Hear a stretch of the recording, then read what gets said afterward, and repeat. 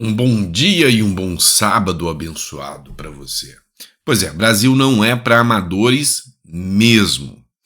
A Ana Priscila Azevedo, aquela moça que ficou muito conhecida por ter invadido os prédios do 8 de janeiro, fez a quebradeira, está presa, ela foi ouvida na Câmara do Distrito Federal. E ali ela deu um depoimento que assustou um pouquinho. Já imaginou? Bolsonaro, pois é, o Bolsonaro, ex-presidente, é um infiltrado de esquerda. Na cabeça dela, ela pensava que o Bolsonaro era um infiltrado de esquerda. Pois é bem estranho isso, né? A gente vai comentar um pouco sobre essa fala da Ana Priscila Azevedo. Vamos falar sobre alguns pontos. A Paula Belmont foi quem fez a inquirição dela, eu achei muito interessante. Também nós vamos falar sobre a primeira-dama, a Janja. Nós temos um ponto aqui interessante em discutir. Ontem eu fiz um vídeo onde eu deixei bem claro que é uma pessoa que não vem agradando a população brasileira. Mas ontem um vídeo falou muito sobre ela, tá? E a gente vai discutir um pouquinho sobre isso aqui também. Também vamos falar das centrais sindicais, o imposto sindical, mais uma bomba para o brasileiro. Tudo isso é pauta desse editorial aqui. Então que Deus te abençoe muito nesse sábado. Bora começar? Vamos lá, pessoal. Queria começar com vocês trazendo aqui, vamos lá. Olha só, matéria do Estado de Minas. Bolsonarista presa, que é a Ana Priscila Azevedo, acreditava que Bolsonaro era infiltrado de esquerda. A Ana Priscila de Azevedo acreditava que o ex-presidente já era um infiltrado de esquerda, após Bolsonaro ter defendido o ex-presidente da Venezuela, Hugo Chávez, em entrevista de 1999. E aí, aqui tem a parte da entrevista com a Paula Belmont, mais ou menos uns 2 minutos de entrevista, de inquirição aqui, e a gente vai assistir o vídeo daqui a pouquinho. A Ana Priscila de Azevedo, considerada como uma das líderes dos atos golpistas, e sim, ela assumiu um papel de liderança. Muita gente seguiu a Ana Priscila Azevedo, é visível que você via, inclusive no TikTok, algumas pessoas repostando um áudio dela que viralizou, convocando para as manifestações, tá?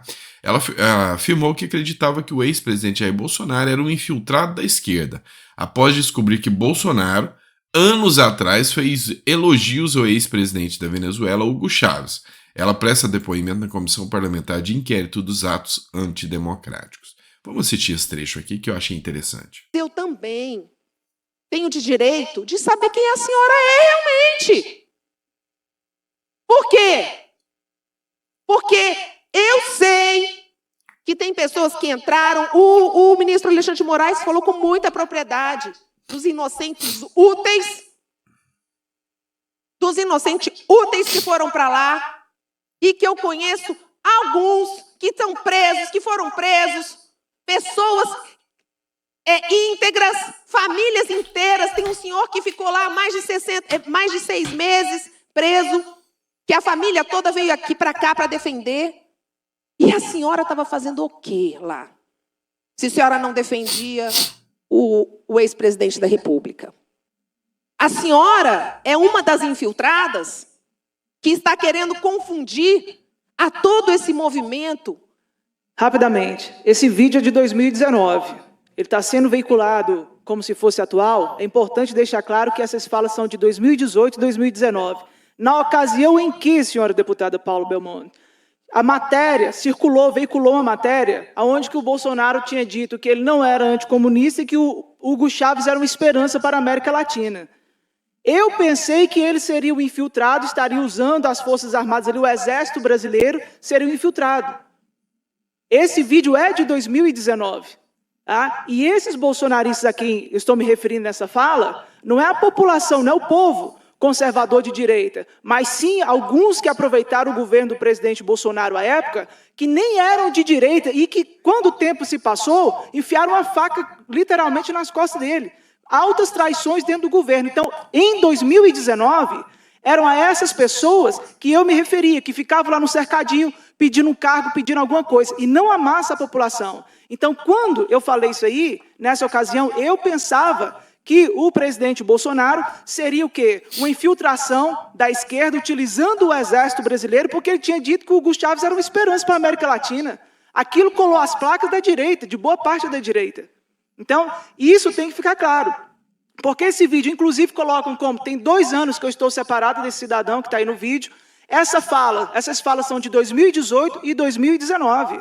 No entanto, os anos se passaram e eu entendi que aquela fala do Bolsonaro, que era uma coisa do passado, que ele estava mesmo ali alinhado com o conservadorismo, e passei, inclusive, a amá-lo e a respeitá-lo como chefe de Estado, presidente da República. Priscila, então você está me dizendo que você achava que o Bolsonaro era infiltrado da esquerda? Da esquerda. Tá. Essa fala dele nunca foi desmentida, isso é uma matéria que está lá. Ele disse que não era anticomunista.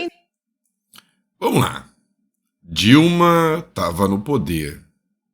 O Lula também. Depois entrou o Temer. Para que eles vão infiltrar o Bolsonaro para ser de esquerda? Sendo que a esquerda já estava lá. Não faz sentido. Assim, eu vejo que o imaginário de muitas pessoas, e é por isso que a gente faz o editorial de forma séria, independente, acabou afetado. O psicológico das pessoas acabaram afetado, inclusive por uma gama de pessoas que só querem lacrar na internet, por uma gama de pessoas que só querem visualização na internet, então ficam criando um monte de situação, de teoria da conspiração, Bolsonaro é comunista, é isso, aquilo, mas não para discutir os assuntos que realmente você tá aqui, tá vendo, tá plausível. Então não é coisa de você ficar inventando um monte de teoria da conspiração. É encarar a política, é encarar como as coisas realmente são. A Paula Belmont foi cirúrgica, idiotas úteis. A palavra é essa. As pessoas foram utilizadas como bucha de canhão naquele 8 de janeiro. E aí as pessoas entraram pensando que estavam fazendo algo certo, a revolução, e estavam fazendo o quê? Crimes, cometendo crimes. Aquele 8 de janeiro foi algo que simplesmente lascou toda a direita e deu um poder de narrativa gigantesco para a esquerda, inclusive para o Supremo Tribunal Federal cometer atos como a prisão de um entregador a 17 anos de prisão. É coisa muito complicada isso. Vamos falar de primeira-dama, Janja da Silva. Olha só que interessante aqui. A Janja, ela esteve no Rio Grande do Sul e eu falei para vocês que está circulando, tá? Um vídeo onde a Janja teve que sair pelos fundos, tá? Aqui, eu não vou colocar o áudio. A vice-presidente de... porque o pessoal trocou o áudio aqui.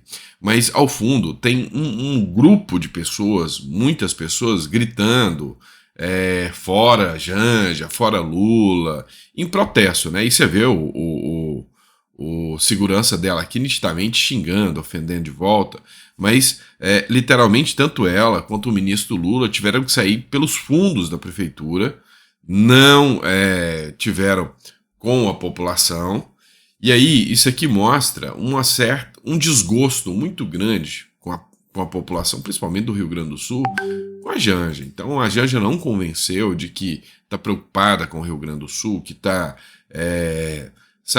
que está sensibilizada com a situação do Rio Grande do Sul. Enfim, a gente sabe muito bem que é o modus operandi do PT que não está agradando nem um pouco o pessoal do Sul, que o Lula considera fascista, que o Lula considera homofóbico, xenofóbico e muito mais coisas. E não é um povo maravilhoso, assim como é o povo do Nordeste.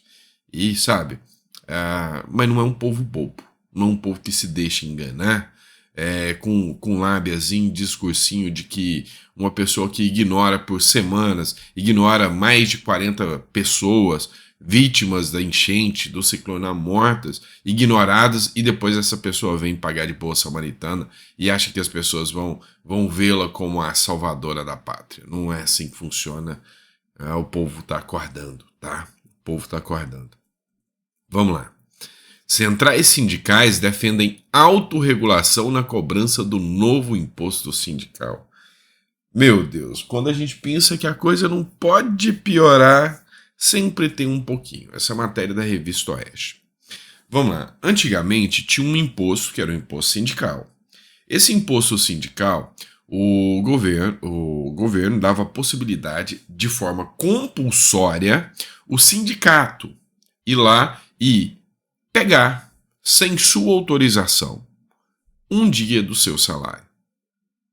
E aí, isso já gerava uma indignação gigantesca e gerava bilhões de reais aos sindicatos. Por que uma indignação? Porque o cara não era beneficiado com nada. Então, se você tem um dinheiro retirado de você e você não é beneficiado com nada disso, o nome é roubo. O nome é roubo. É simples assim. Então, você não era sindicalizado, você não era filiado ao sindicato e mesmo assim você tinha que pagar. E aí foi retirado esse imposto sindical com a reforma trabalhista. E agora o STF dá a decisão no sentido de que esse imposto sindical tem que voltar. O STF legisla, tá? Legisla nesse sentido. E aí não bastasse isso, o que os sindicatos querem sobre a gestão do PT?